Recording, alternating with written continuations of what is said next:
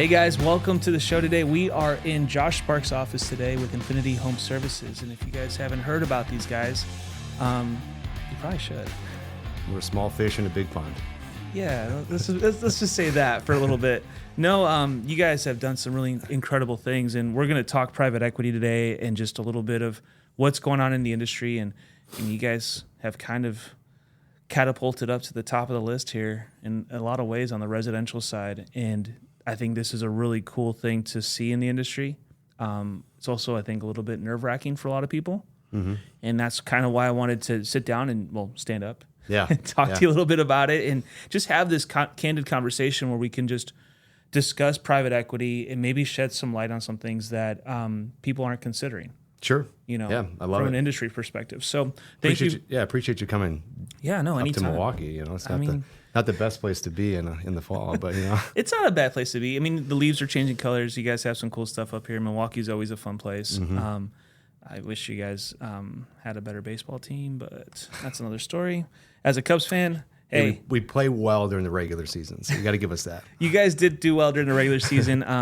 I'll give you that much, but I don't tell you guys about your postseason wins. You guys are tied with us for the year, so I'm good. Yeah, it's terrible, terrible. But welcome. Thank you for having us and for allowing us to come sit down in your office and just have this candid conversation because there's so much happening behind the scenes in the industry from so many different perspectives that I think a lot of people are just wondering what's going on now. And it's definitely, I think, was quiet at first.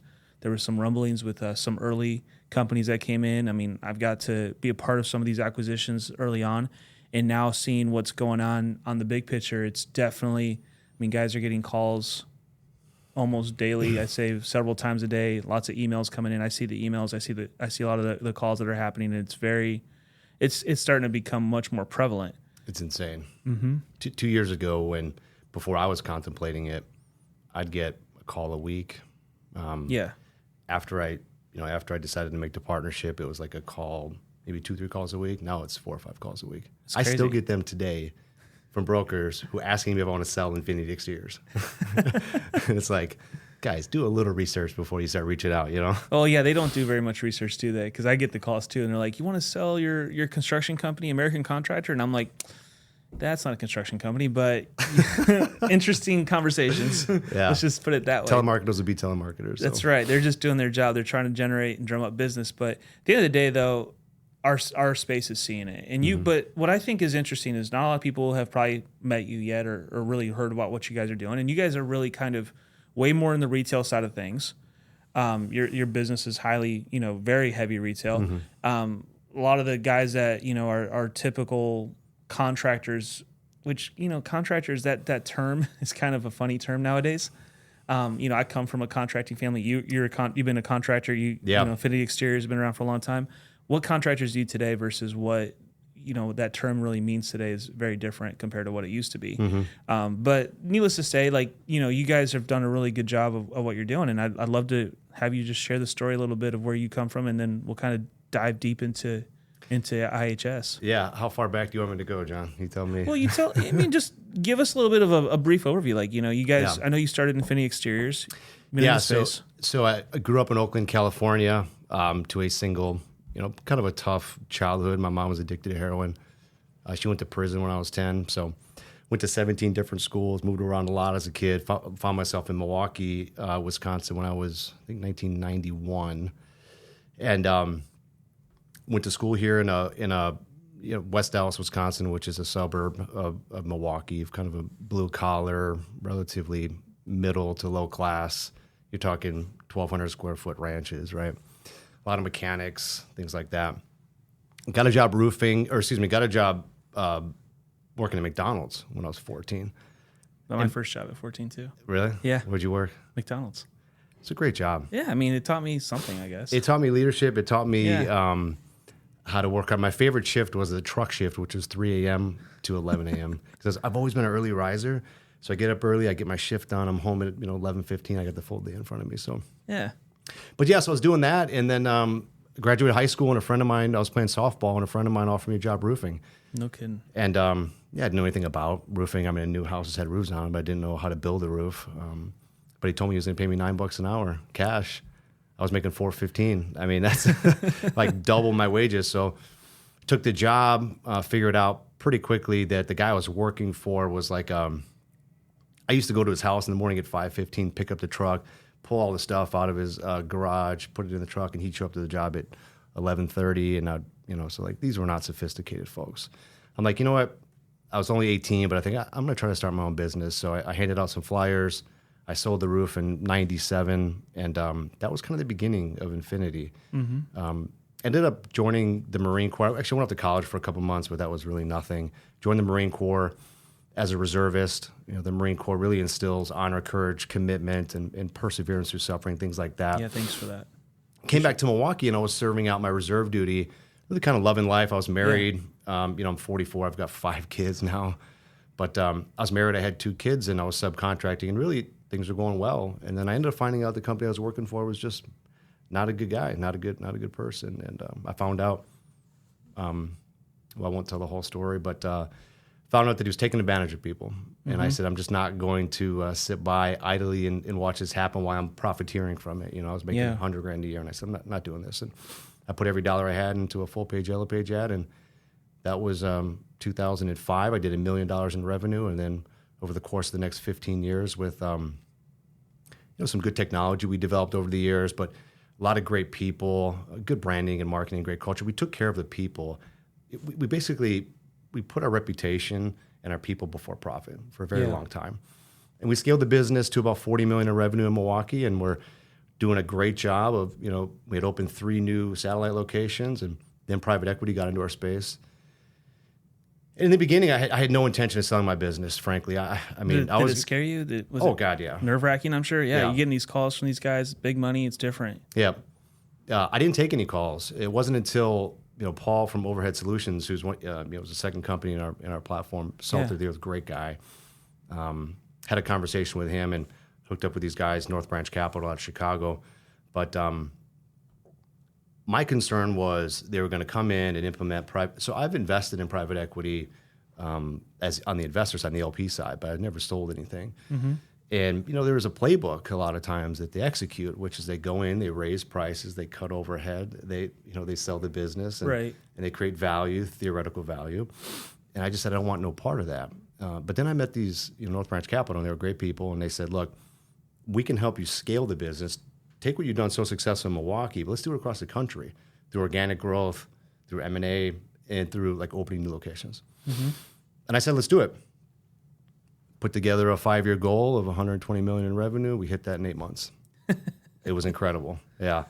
And then we got in the big boy world. And then we got into the big boy private equity folks. These are multi-billion-dollar funds, and I had to go and do management presentations in front of typically all Harvard and Stanford grads, MBAs, and some sitting across from these 25-year-olds.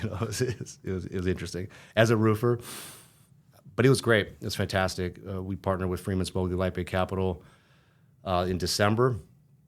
We've grown our revenues approaching $300 million, and we partner with 13 of really some of the best brands, and some of them across the country. And I think we're doing things different. We value the entrepreneurial spirit. We set up a framework between corporate America and the brands such that we can allow a lot of autonomy in the field, yet extract synergies, from partnering together. And we didn't parachute in. They didn't want to parachute in the CEO, some Harvard guy. I'm the founder, the CEO, and the single largest shareholder. Wow. I have a lot of equity in this business, and I have a lot of time vested in it, and I want to see our vision statement come to reality, which is ridding our world of unscrupulous contractors. So that's kind of how we started and where we're at. And I love that story because you started as an installer, like legit installer, which is so different than what most of the businesses that are out here. Most roofing contractors are. They came in as sales reps and then became a contractor, and it's it's a little bit different world. I really appreciate what your perspective is, because your perspective is so unique. And I'll just say you have to have lived it. You have to experience 100%. That. Like no business management class is going to teach you that. I mean, you were a contractor, when I was scaling this business, I remember being in a valley when it's 95 degrees, pounding headache, and you got to get that roof closed up before the rain comes in. Like I felt that experience. My right-hand man, my right-hand people, over the years. I remember the 2 a.m. phone calls with the leaky roof and trying to solve those problems. Those were diehard folks that lived and died for you. We used to call it bleeding blue. There's no amount of training that can tell you the value that employee has. Mm-hmm. Private equity looks at that employee on a spreadsheet and says it's this title, this amount of money. When they have to riff, which is a reduction in force, they don't know those experiences. Mm-hmm. I do. I've been there, and so I've lived in the shoes of all of our entrepreneurs, and know when they have to make critical decisions, what the right way to approach that is. 100%, and I think that's so valuable. And I'm watching this private equity. I don't know what you would call it, but this, they're coming into this inundation.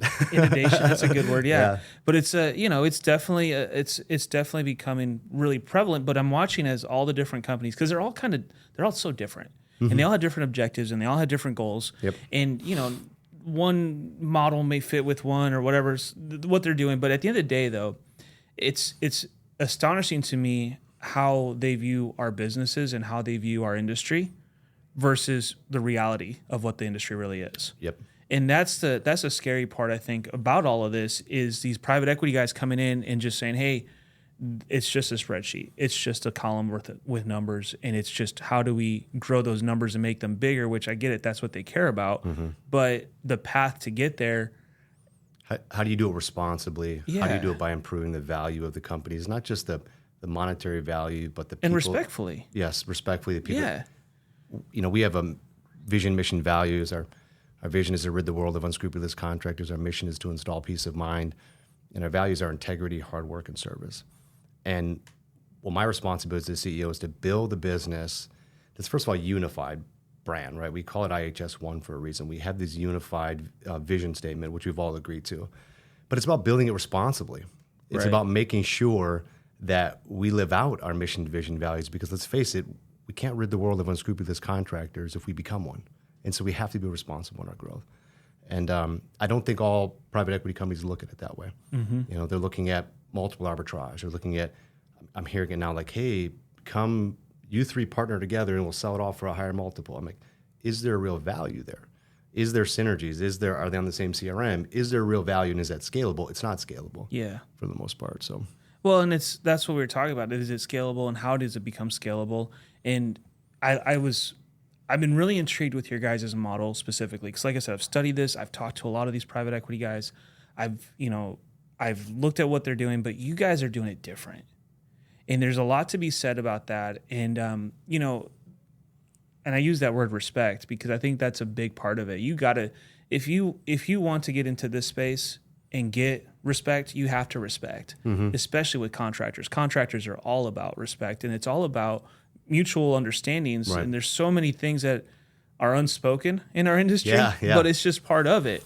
And I think that's what was being lacked right now, is there's not that understanding of what the contractor really needs to grow their business. And you guys are doing it different, because you told me, like, you got 13, 14 different companies, and there's 13, 14 different ways that your salespeople are paid. Mm-hmm. That to me speaks volumes, that you're not coming in and saying, hey, you're going to have to do it this, and this, right, and that's just the way it is. Peace out. Enjoy that we now own you. Yeah. And that's a whole different conversation, I think, that a lot of contractors don't want to have. Yeah, we're looking to partner with people. We're not looking for people that are exiting primarily. We're looking for contractors who care about their people, care about their customer. John Maxwell talks about the law of the lid, which is, a lot of these entrepreneurs, they've scaled their businesses, and most of the time they're at the top of where they've been. And sometimes they can be the limiting factor of the growth of their business. They're pretty good at marketing, but not great. Yeah. They're pretty good at technology, but not great. They don't close their books monthly, but they kind of know what they're making, right? Mm-hmm. Hopefully they know what they're making. Hopefully.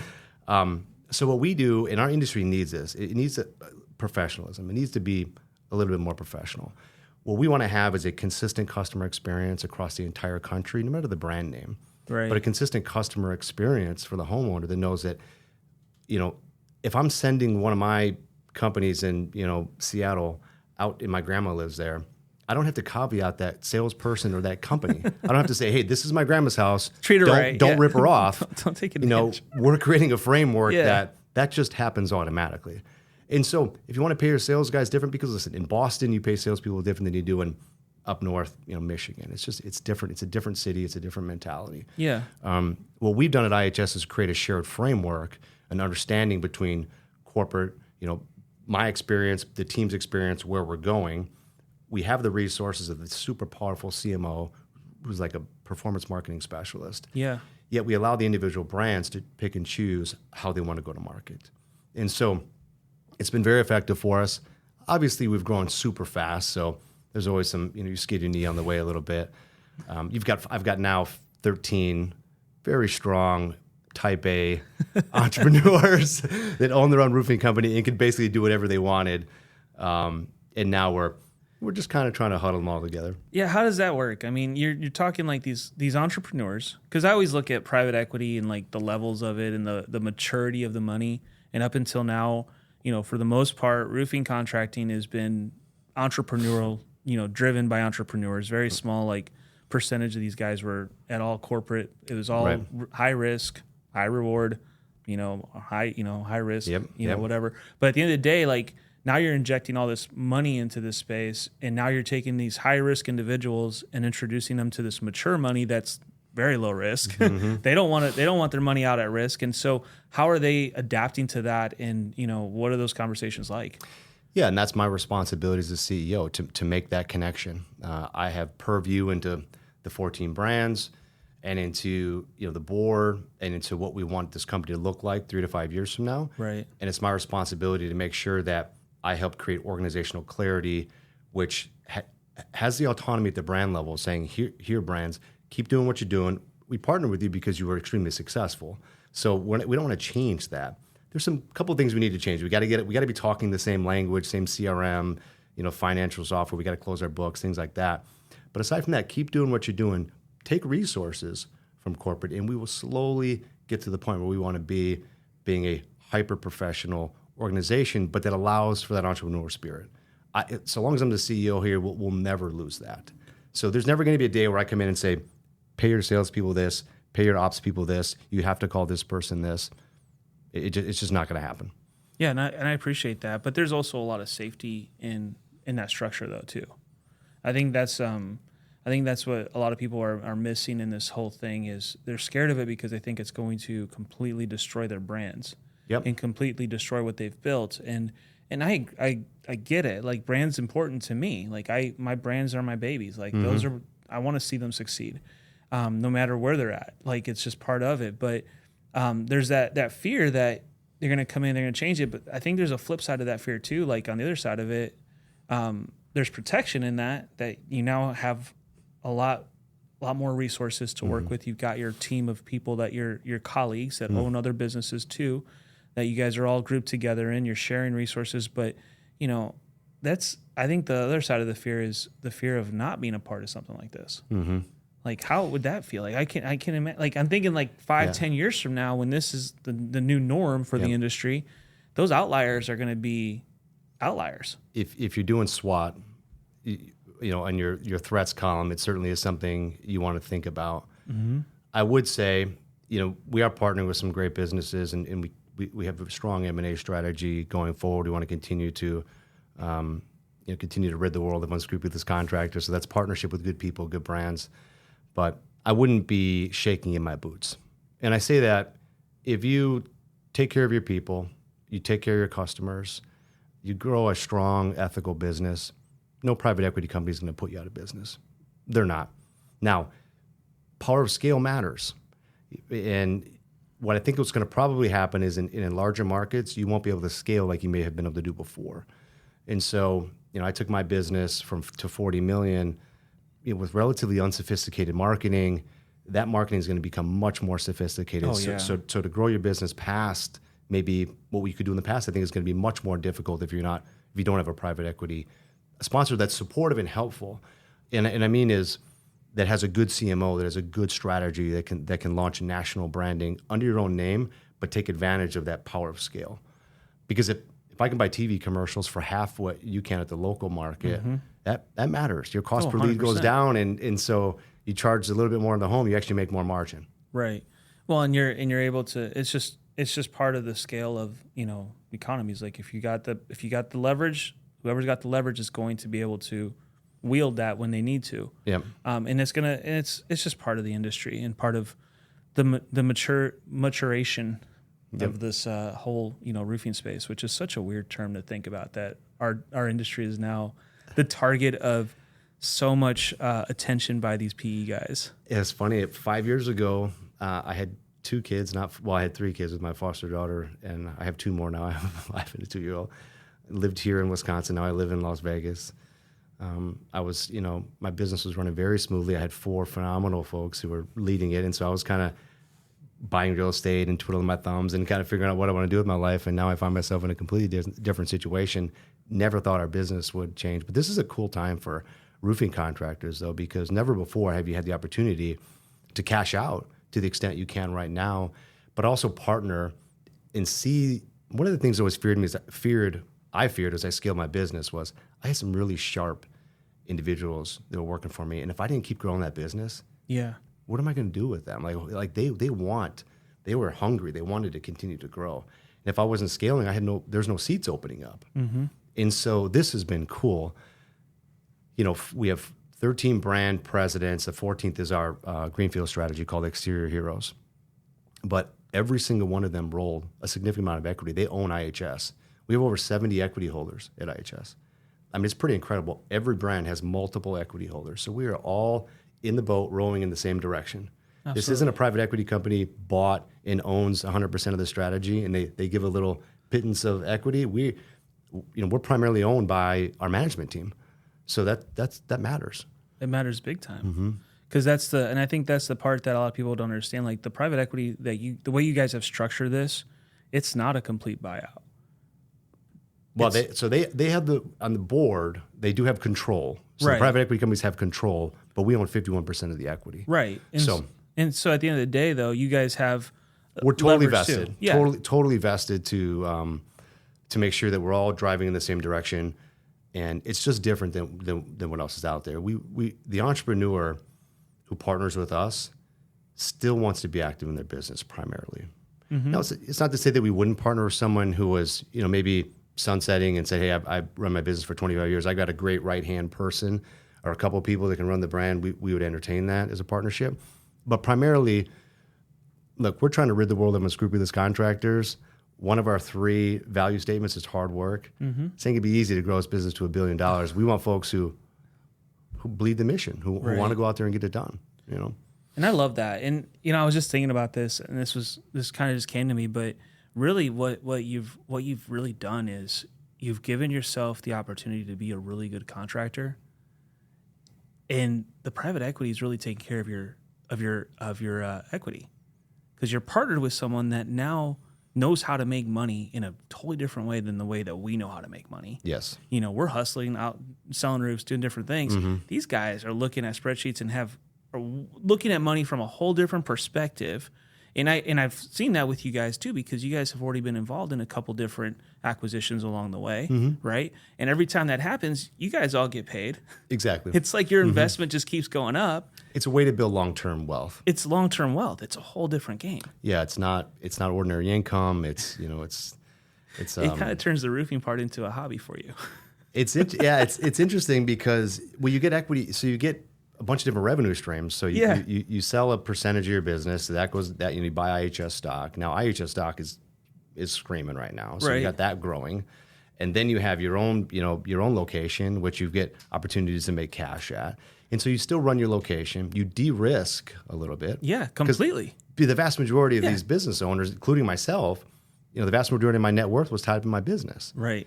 And if we go through a 2-year slump, that might be tough. But here's an opportunity to cash some chips in, stay involved, and then take advantage of the incredible resources that we give them to help promote your people. And we've promoted, I could probably count, but countless, more than 10 individuals. My brand president of Premier Roofing is now our SVP of operations. Jason Kudo Construction, great business over in New Bedford, Massachusetts. He's heading up all of our sales across the platform. Ross Cochran Roofing in Indy. Yep. He's our head of corporate development right now. My 7 or 8 people at Infinity Exteriors, my original brand, are now either working for corporate or greenfield locations. So we're not just saying it; we're doing it. And that's why when we talk to folks and if we're interested in partnership and they say, I've got a few other guys that all PE is the same. And I would say, well, it's kind of like saying all roofers are the same. And you and I know that's not true. Yeah. And so that's why I really strongly encourage folks who are entertaining a partnership or selling their business, make sure you're doing your research. Yeah, 100%. I mean, it's a big decision, not just for you, but for your people. Yeah, for everybody involved. For everybody involved. And call the entrepreneurs. And the last person that we just partnered with called all 12 brand presidents. How was your experience before? Did they try to retrade you during the deal? Did they change the deal structure? What happened after? How was integration? Really asked all the right questions and said, you guys are the perfect partners for us. So I would just encourage the folks to, if you're entertaining it. No, and that's the whole thing. Like, if you're going to do it, pick the right partner. Because we've seen it already in the industry where these guys have just gotten, some of these guys have just gotten completely demolished. Right. And they've lost, their business. They've lost, they've had to start over. It's sad. It's super sad, but it's part of the, the excitement. I get it. It's exciting, but do your research and do it right. And one, you guys may not fit, but there may be another one that fits perfect for your business or vice versa. Yep. But if you're interested in that, at least. So, but man, I really appreciate what you're doing. Yeah. And, it's very evident why you guys have risen to the top so quickly. The way that you guys are doing it, the approach that you're taking, the people you've partnered with, we've known David for a long time, Silverstein, we know Ross.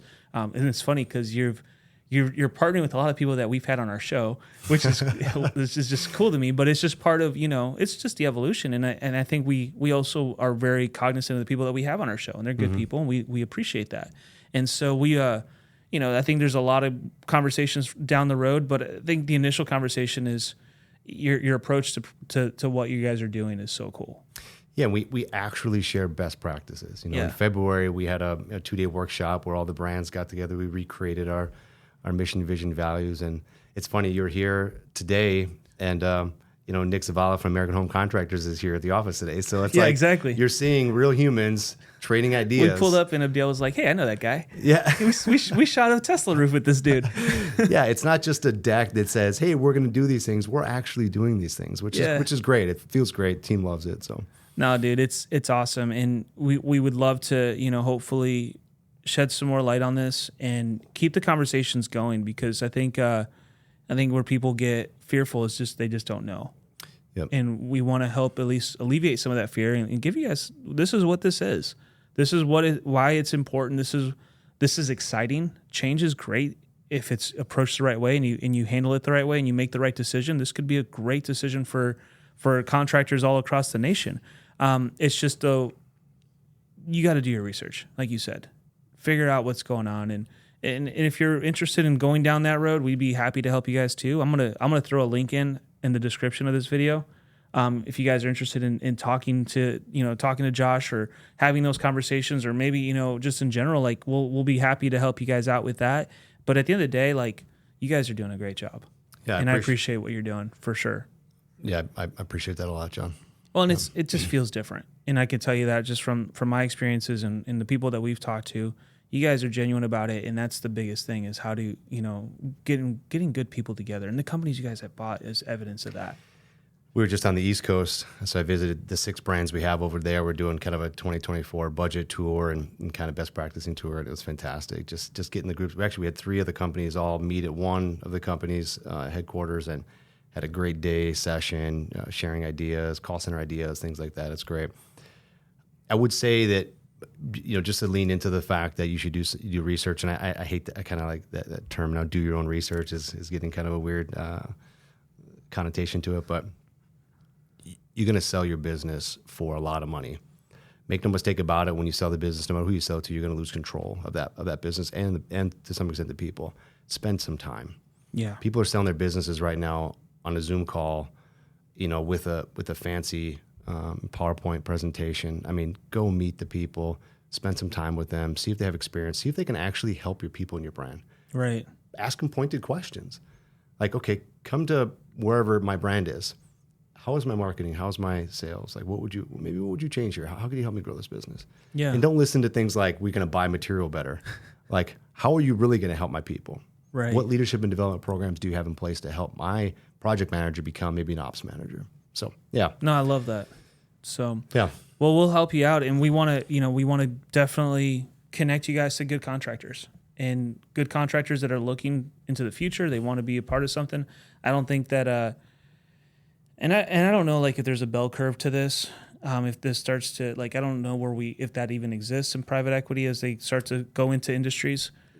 Is there? I don't know. There will be some PE firms that get burned, and once that happens, things will probably slow down a little. HVAC is multiples got really high, and they're kind of pulling back now. That's what I was wondering. So there's a couple big HVAC companies that went up to market and were not able to sell, and a lot of that is because IPO markets and larger PE firms do not place a lot of emphasis on these aggregated EBITDA strategies, which is what's being talked about in the market. Is like, I buy you, you're all $1 million in EBITDA. That's $3 million. We can sell you now for whatever, 10x or 5x. Right. And we all get a bunch of millions of dollars. I mean, that's okay. It's like playing the lottery. Let's be real. Okay, you gotta build something of value that can be sustainable long term. Right. And so when you're sitting on your couch and when you're taking these calls, just think about that logically. There has to be some value built. For sure.